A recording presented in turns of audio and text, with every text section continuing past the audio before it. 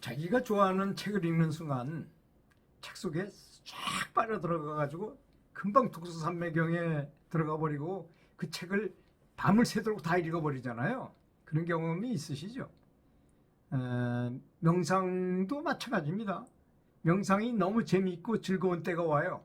그래가지고 명상 산매에 딱 들어가 버리면 며칠씩 침식을 읽고도 저 명상을 하게 되는 것입니다. 이게 놀랍게도 책을 보다가 산매에 빠지는 거나 명상 산매나 비슷해요. 다른 점이 별로 없어요. 그러니까 명상이 좋다고 생각하도록 해야 된다는 것입니다. 아주 즐겁고 재미있고 아주 신나는 일이라고 생각돼야 된다는 것이죠. 그러니까 우리가 이렇게 명상을 자극받고 다른 사람의 법문을 듣고 뭐 이렇게 하는 것도 다 그런 취지에서 하는 것입니다. 그래서 명상을 오래 한 사람과 독서를 오래 한 사람의 차이는 어떤 것이겠습니까?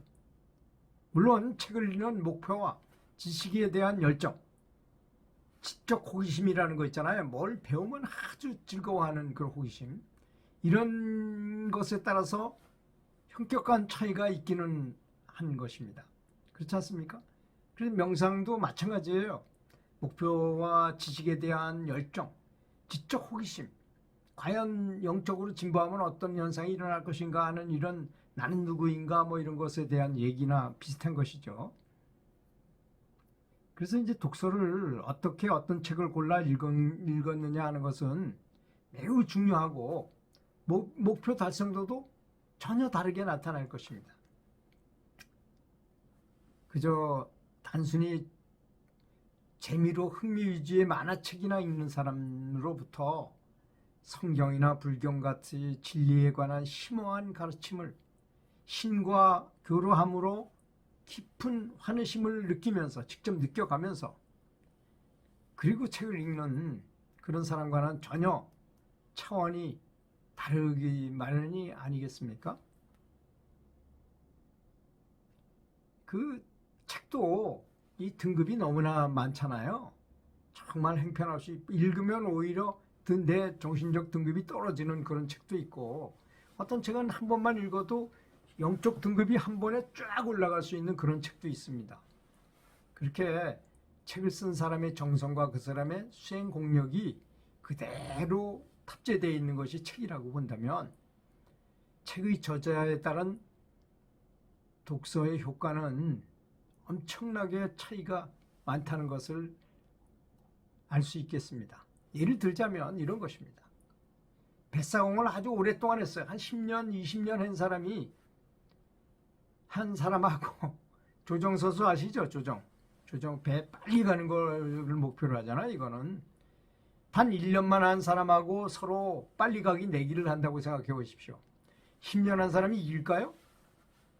조정 1년 한 사람이 이길까요? 뱃사공은 그저 강을 안전하고 별로 힘들이지 않고 건너가기만 하면 되는 것이 목표예요. 빨리 갈 필요가 없는 게 뱃사공입니다. 근데 조정 선수는 단 1년을 운동하더라도 노를 최대한으로 빨리 저어가는 것을 목표로 두었기 때문에 뱃사공 10년 한 사람과 조정 선수 1년 훈련한 사람하고 강을 빨리 건너가기 내기를 한다면 당연히 1년밖에 되지 않았더라도 조정 선수가 이길 것입니다. 물론 꼭 그렇지는 않을 수도 있겠지만 하여튼 조정 선수 쪽이 유리한 것은 분명한 사실입니다. 조정 선수가 1년밖에 안 됐기 때문에 뭐 2년 되면 더 이길 수 있다거나 이런 것도 있으니까. 그래서 우리는 생각을 어떻게 하느냐는 굉장히 중요한 것입니다. 우리가 이제 이런 책도 읽고 스승님의 책도 읽고 비디오도 듣고 제가 만든 이런 동영상도 저도 여러 번 듣습니다. 제가 한 말이지만 왜? 이 말을 듣고 영향을 받아서 명상을 더 열심히 하기 위한 뿐이 없습니다. 사실 제가 많이 느낀 건데요. 운동선수를 한번 가르쳐 보니까 선수들에게 오늘의 훈련의 목표, 일주일 후에는 이렇게 될 것이다. 한 달 있으면 이 정도 될 것이고 1년 정도 훈련하면 우리는 이런 상태에 갈 것이다 라는 목표를 좀 뚜렷하게 구체적으로 쫙 제시한 다음에 훈련하는 거하고 그냥 맹수망세 무조건 훈련만 하는 거하고는 차원이 엄청나게 다름을 알려. 그래서 그 학생들한테 수업을 할 때 제가 이제 장학사를 했었는데요. 그 교사들이 이렇게 수업하는 거를 가서 이 체크리스트를 가져가서 좀 어떻게 했지. 요새는 뭐 그런 게 다 없어졌어요. 그 인권 뭐 어쩌고 해가지고 이거 참 좋은 건데 사실 지적받는 걸 사람들은 싫어하지만 실제로 내가 진보하려면 어떤 사람은 코치를 일부러 써가지고 내가 뭐가 잘못됐는지 받아오. 이게 정상이잖아요. 명상이 왜 안 되는지 내가 나를 볼 수 없으니까 네가 좀 대신 받아오 하는 게 코치거든요.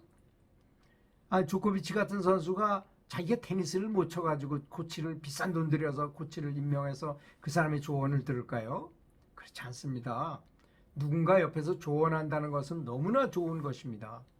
그 조언을 받아야지 진보하기가 아주 좋은 거죠. 그래서 자기가 잘된 점, 안 된 점 이런 것들을 다른 사람한테 매일 모니터링하고 피드백을 받아가면서 명상하는 것은 굉장히 바람직한 것입니다. 그렇게 해야만 진보하는데 내가 마음이 명상만 나는 너무 열심히 했지 다른 사람 대인관계라든지 사랑을 실천하는 것이 너무 부족했구나.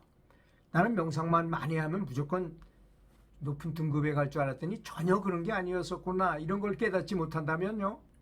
절대로 명상에 진보할 수가 없어요. 그래서 신구의가 중요하다고 스승께서 말씀하신 겁니다. 부처님께서도 그렇게 말씀하셨잖아요.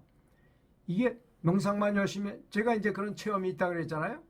이 차크라를 개발시켜가지고 마치 꽤 이렇게 스승님이 이만하다면 나도 요만한 거에서 요만하게 이만큼까지 키워본 적이 있었는데요. 그런다 해서 하나도 신통이 생기거나 어떤 공력이 증장된 것 같은 느낌이 안 들더라고요. 왜 그런가 나중에 보니까 신구의가 뭡니까? 생각과 말과 행동 아니겠습니까? 생각을 어떻게 하느냐? 생각을 항상 긍정적으로 좋고 다른 사람이 잘 되도록 정말 최선을 다해서 신과 한 몸이 되려고 노력하는가?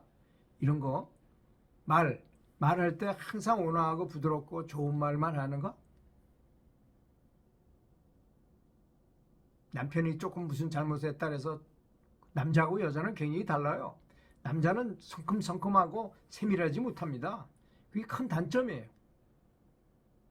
여자들은 굉장히 세심하고 세밀하고 자꾸 여자다움에서 좋은 점이 많습니다. 그렇다 그래서 남편이 잘못한 거를 매일 지적만 한다. 제일 그 부부관계에 좋지 않은 게 매일 짜증내고 매일 지적질하는 거예요. 그래서 다른 사람이 잘못도 눈 감아줄 제가 보니까 저는 아내가 잘못한 것에 대해 하나도 지적을 안 해요. 근데 아내는 종종 지적을 많이 해요. 근데 그걸 일일이 다 대꾸하다 보면 분란이 일어나고 이혼 직전까지 갈 것 같아가지고 그렇게는 안 하죠. 근데 이제 나중에 모범을 보여줌으로써 본인이 스스로 느낄 때도 많이 있는 것 같아요. 그런 스스로 느끼도록 하는 것이 가장 바람직한 것 같습니다.